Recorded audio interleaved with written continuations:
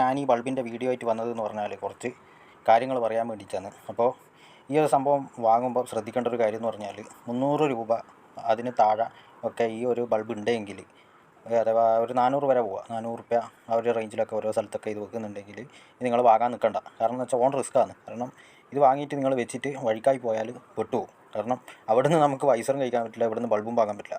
നിങ്ങൾ ലോങ് റൂട്ടൊക്കെ പോകുന്നതാണെങ്കിൽ രാത്രിയൊക്കെ ലൈറ്റും ഇല്ലെങ്കിൽ പല സംഭവങ്ങൾ നടക്കും. കാരണം വെച്ചാൽ ലൈറ്റൊന്നും ഇല്ലാണ്ട് വണ്ടി ഓടിച്ചാൽ അപകടങ്ങൾ പെരുകും. കാരണം തെരുവ് നായ്ക്കളും കാര്യങ്ങളൊക്കെ ഉള്ളതുകൊണ്ട് ഈ നായൊക്കെ മുറിച്ച് കിടക്കുന്നത് ഒന്നും കാണാൻ പറ്റില്ല. പിന്നെ ആൾക്കാർ മുറിച്ച് കിടക്കുന്നവരെ നമ്മളെ ശ്രദ്ധയിൽ പെടില്ല. അതുകൊണ്ട് ലൈറ്റ് അത്യാവശ്യമാണ്.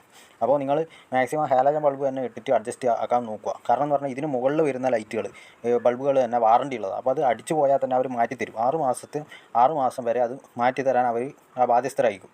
അത് പല കമ്പനി വരുന്നുണ്ട്. പക്ഷേ എന്ന് വെച്ചാൽ നിങ്ങൾ നോക്കിയിട്ട് തന്നെ വാങ്ങുക. പിന്നെയെന്ന് പറഞ്ഞാൽ വേറൊരു കാര്യം പറയാനുള്ളതെന്ന് പറഞ്ഞാൽ ഈ ബൾബ് RTO പിടിക്കുമോ എന്ന് ചോദിച്ചിട്ട് ഒരുപാട് പേര് എന്നോട് ചോദിച്ചു. ഞാൻ വെച്ച് കണ്ടിട്ട് ചോദിച്ചു. അപ്പോൾ ഞാൻ പറഞ്ഞത് RTO പിടിക്കാൻ ചാൻസ് കൂടുതലാണ്. കാരണം എന്ന് പറഞ്ഞാൽ നൈറ്റൊക്കെ ഓപ്പറേഷൻ ഫോക്കസ് എന്നൊക്കെ പറഞ്ഞിട്ട് ഇവർ ഓരോ എന്താ പറയേണ്ടത് ചെക്കിങ് കാര്യങ്ങളൊക്കെ ഇടുമ്പോൾ രാത്രി ഈ ലൈറ്റിൻ്റെ ഇൻറ്റൻസിറ്റി ഒക്കെ അളക്കാൻ വേണ്ടിയിട്ട് ഇവർ ചെക്കിങ് നടത്തുമ്പോൾ നമ്മളെ വണ്ടികൾ അവരെ മുന്നിലൂടെ പാസ് ചെയ്ത് പോകുമ്പോൾ ഈ ഒരു ലൈറ്റ് സീനാവാൻ ചാൻസ് കൂടുതലാണ്. കാരണം എന്ന് വെച്ചാൽ നമ്മുടെ ആക്റ്റീവയുടെ ഡൂമിൽ ഈ ഒരു LED അല്ല വരുന്നത്, ഹാലജൻ ബൾബാണ് വരുന്നത്. അപ്പോൾ അവർക്ക് പ്രത്യേകം മനസ്സിലാവും ഇതിൻ്റെ ബൾബ് ഇതല്ല വരുന്നതെന്ന്. പിന്നെയെന്ന് പറഞ്ഞാൽ അവരുടെ മുഖത്തേക്ക് തന്നെ ഇത് സ്പോട്ട് ചെയ്യിച്ചിട്ട്, അതായത് അവരുടെ എന്താ പറയേണ്ട ചെക്കിങ്ങിൻ്റെ മുന്നിലേക്ക് തന്നെ ഈ ഒരു ബൾബ് ബ്രൈറ്റൊക്കെ ഇട്ടിട്ട് വരുമ്പോൾ അവർക്ക് മനസ്സിലാവും. അപ്പോൾ ഞാൻ പറഞ്ഞതെന്ന് പറഞ്ഞാൽ ഇതേപോലെ LED ബൾബുകൾ ഇത് ഫോഗ് ലൈറ്റ് അല്ല, പക്ഷേ നമ്മൾ ഇതിൻ്റെ ഉള്ളിൽ ഇൻസ്റ്റാൾ ചെയ്യുന്നതാണെങ്കിൽ തന്നെ ആ ഡൂമിൽ LED ബൾബാണ് വെച്ചതെന്ന് അവർക്ക് മനസ്സിലാവും. അപ്പോൾ ഇതൊക്കെ എക്സ്ട്രാ ഫിറ്റിങ്സിൽ പെടുന്നതാണ്.